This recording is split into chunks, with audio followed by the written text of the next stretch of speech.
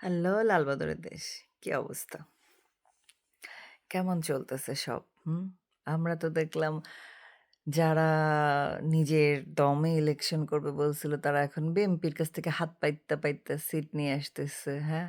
তা কোথায় গেল তাদের সেই আমি খেয়ে তুমি খেয়ে বিকল্প, বিকল্প কোথায়? তারা বলেছিল আমিই বিকল্প। তো আমরা কি দেখলাম গত ১৬ মাসে বিকল্প হচ্ছে বিএনপি।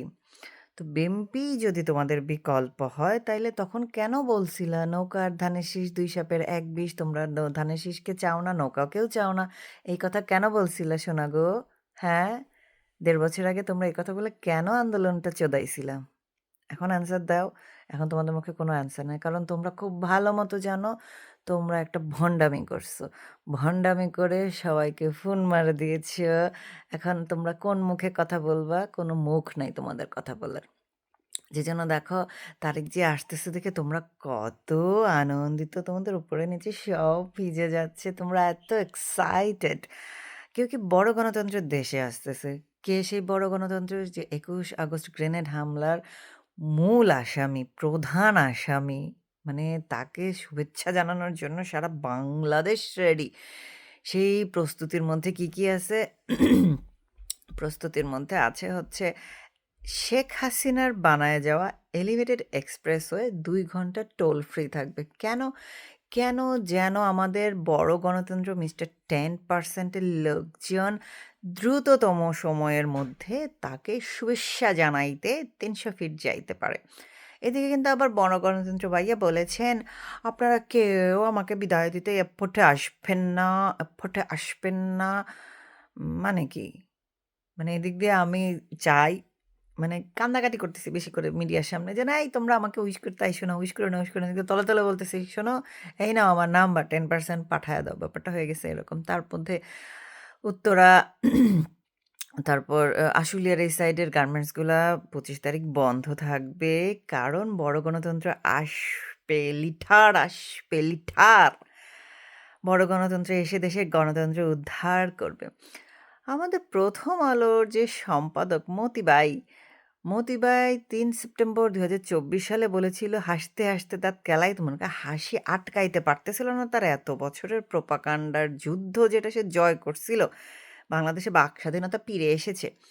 তা আবার দেখলাম এই যে আ প প পুতুম আলু আবার ডেইলি স্টারে আগুন লাগানোর পরে দেখলাম তার কান্নাকাটি আর থামতিছে না।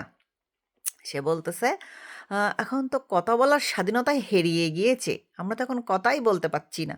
তাই ১ বছর আগে তুমি যে বলেছিলে ভাইয়া যে আমাদের স্বাধীনতা ফিরে এসেছে। এখন সে বড় গণতন্ত্রের আশায় বসে আছে যে বড় গণতন্ত্র ফিরে আসলে তারা আবার স্বাধীনতার স্বর্ণযুগে ফিরে যাবে লাইক 2001 to 2006 এত স্বর্ণের যুগ সে কি করে মিস করতে পারে যে ৫ বার দুর্নীতিতে বিশ্ব চ্যাম্পিয়ন। এটা তো সে মিস করতে পারে না এবং সে আমাদের মতিবাই হচ্ছে সেই 10% নামকরণের পেছনের ব্যক্তিটা। বোঝা গেছে? সে এখন এই 10% ভাইয়ার জন্য মহা আকর্ষণ, আগ্রহ নিয়ে ফন্দে তেল মেরে বসে আছে যে আসবে আর তার মারবে।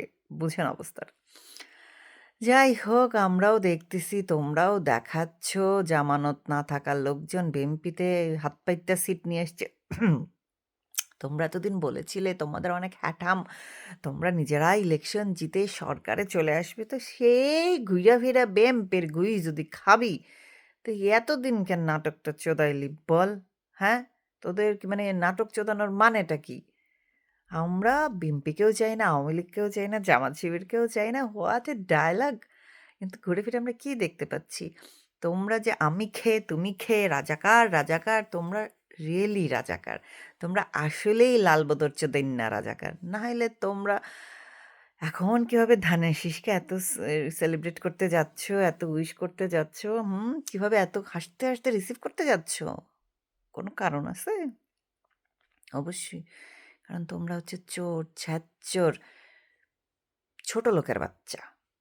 তোমরা রাজাকারের বাচ্চা, আর কিছু না। যে কারণে তোমরা এই ভণ্ডামিটা চুদাইলা, চুদায়ে এখন ঠিকই বিএনপির ভাত খাইতে যাইতেছ। তো এটাই তোমাদের নিয়তি। সেই নিয়তি তোমরা কেন ওই ১.৫ বছর আগে নাটক চুদাইছিলা আমাকে একটু বলবা? তোমাদের তো এখন বলার কোনো ভাষাও নাই মুখের মধ্যে। মুখ দিয়ে বের হবে না। তোমাদের যদি এখন মুখের উপর এই কোয়েশ্চেনটা করি যে, "কেন এই নাটক চুদাইছিল?" তোমাদের কোনো অ্যান্সার দিতে পারবা না। একেবারেই পারবা না। মান কি অ্যান্সারটা দিবা বেস্ট? যে আমরা আসলে বুঝতে হারি নাই আমাদের নুনুচ্চা যে এত খারাপ হবে, তো নুনুচ্চার তুলনায় আমরা বেম্পিকেই আনতেছি। মানে সিরিয়াসলি? এই তোমাদের বিকল্প, হ্যাঁ? মানে হচ্ছে তোমাদের সকল অ্যালার্জি আওয়ামী লীগ, বঙ্গবন্ধু ৭১, স্বাধীনতা সবকিছু নিয়ে। আর তোমরা মুখে, মুখে স্লোগানটা দিবা অ্যান্টি ইন্ডিয়া। কিন্তু গিয়ে শেষমেশে ইন্ডিয়ার কাছ থেকেই ভাত, চাইল, পেঁয়াজ, রসুন সব আইনা তোমরা খাইবা। বুঝতে পারছো? তোমাদের এই বাবর আব্বা বলছিল যে 7 সিস্টারকে খেয়ে দিবে তোমাদেরকে সাথে নিয়ে। সেই বাবর আব্বা তোমাদেরকে তো এখন আ কি abandon করে দিয়েছে। তোমাদেরকে মানে একদম কি ডিভোর্স দেওয়ার সন্তান করে ফেলেছে।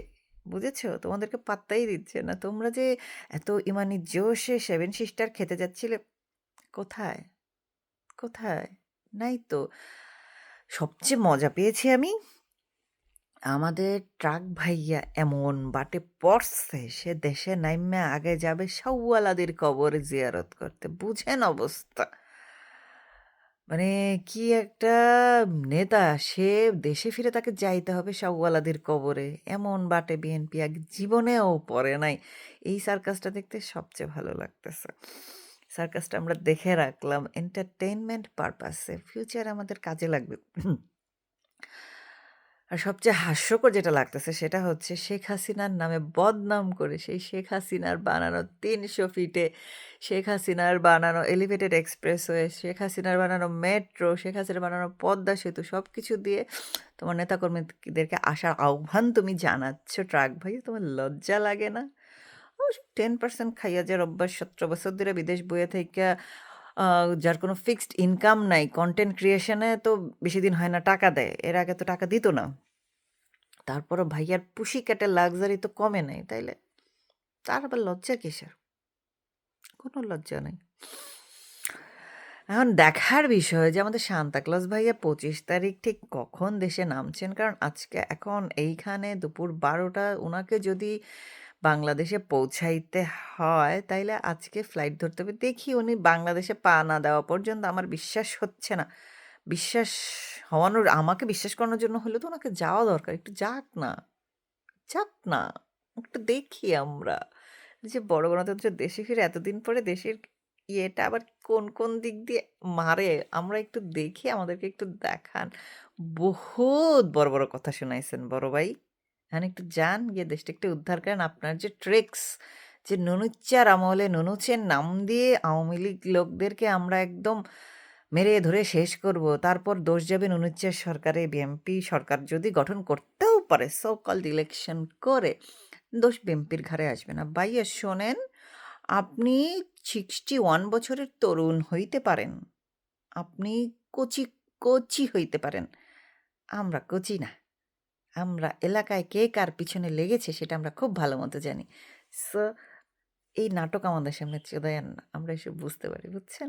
বিএনপি মানে এত নিম্ন বুদ্ধির যে তারা যে এই নাটকটা যে করছে ১.৫ বছর আমাদের সাথে এটা আমরা খুব ভালো মতো জানি। So debt will be paid in full.